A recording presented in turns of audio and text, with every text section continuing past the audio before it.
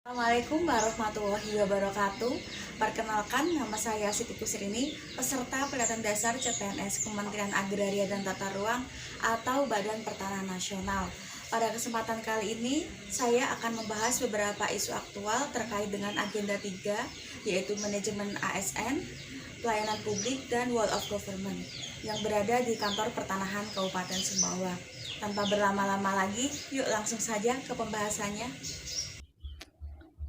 Analisis isu aktual berdasarkan manajemen ASN, pelayanan publik dan WOG di Kantor Pertanahan Kabupaten Sumbawa. Yang pertama adalah sulitnya menemukan buku tanah dan warkah. Sulitnya menemukan buku tanah dan warkah disebabkan oleh 1. Penyimpanan buku tanah dan warkah masih konvensional. 2. Tidak adanya SOP dalam penataan atau penyimpanan. 3. Penjilitan buku tanah dan warkah tidak berdasarkan NIB. 4. Peminjaman buku tanah dan warkah dapat dilakukan siapa saja asalkan mengisi form.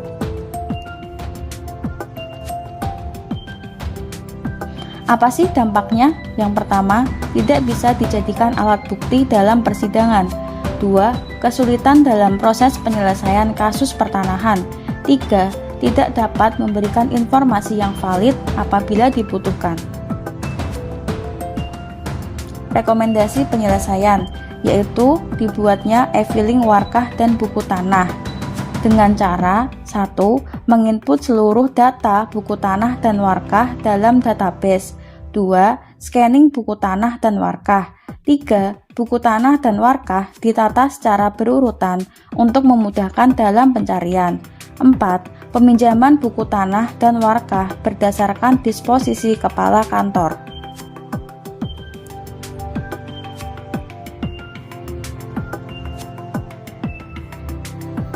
Isu aktual yang kedua adalah tidak adanya berkas masuk pengaduan yang telah memenuhi syarat. Hal tersebut disebabkan karena belum adanya sosialisasi Undang-Undang Nomor 21 Tahun 2020 terkhusus Pasal 3. 2. Petugas loket kurang memahami tupoksinya. 3. Belum adanya form penerimaan pengaduan. 4. Belum adanya papan pengumuman syarat pengaduan.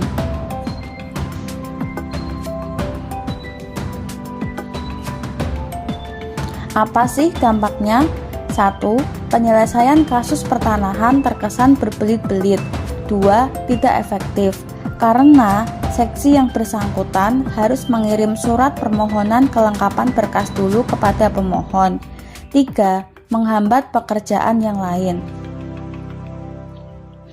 Nah, untuk rekomendasi penyelesaiannya yaitu dengan dibuatkan SOP penerimaan pengaduan.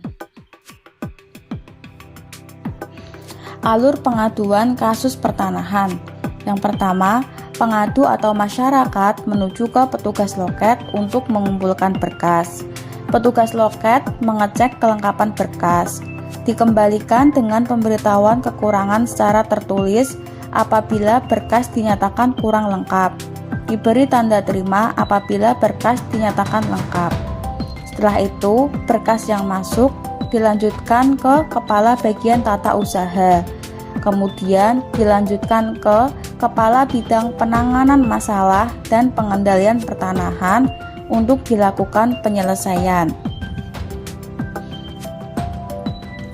Persyaratannya 1. Identitas atau legalitas pengadu. 2. Fotokopi data pendukung atau bukti penguasaan atau kepemilikan tanah pengadu. 3. Fotokopi data pendukung lainnya atas tanah objek sengketa atau konflik. Dan keempat, uraian singkat kronologis kasus. Tanda terima berkas. Jika berkas tidak lengkap, maka harus dilengkapi dulu di loket sebelum diajukan ke kepala kantor.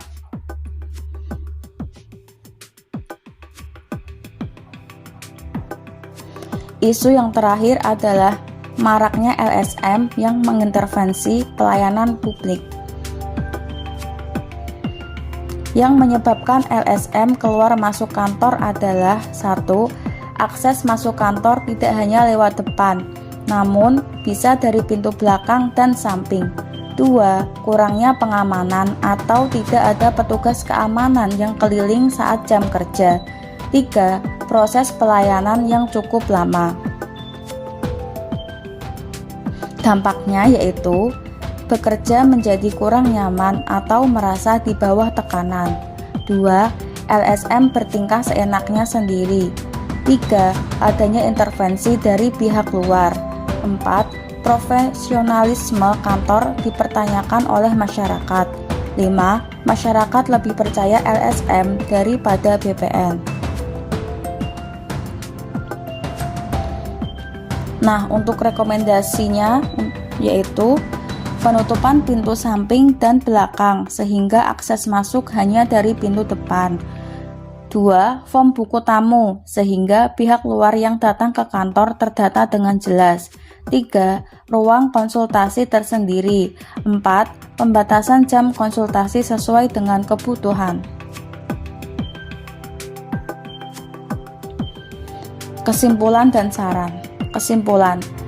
1. Infrastruktur sudah cukup memadai, namun kualitas SDM yang kurang mumpuni. 2. Perundang-undangan sudah jelas, namun SDM terkait belum memahami tupoksinya. 3. Penjagaan keamanan sudah baik, namun harus dipertegas terkait kepentingan pihak luar di lingkungan kantor.